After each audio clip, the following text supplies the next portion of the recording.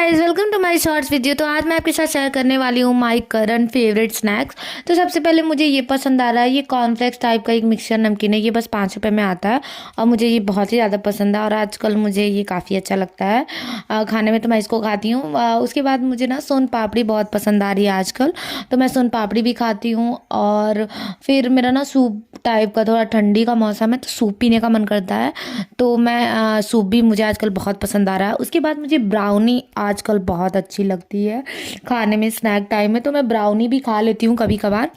और मुझे पॉपकॉर्न भी मुझे इस समय बहुत पसंद आ रहा है। मेरा मूड चेंज होता रहता है तो मेरी पसंद ऐसे बदलती रहती है। तो ये था मेरी पसंद का वीडियो। अब वीडियो अच्छी लगी लाइक से सब्सक्राइब।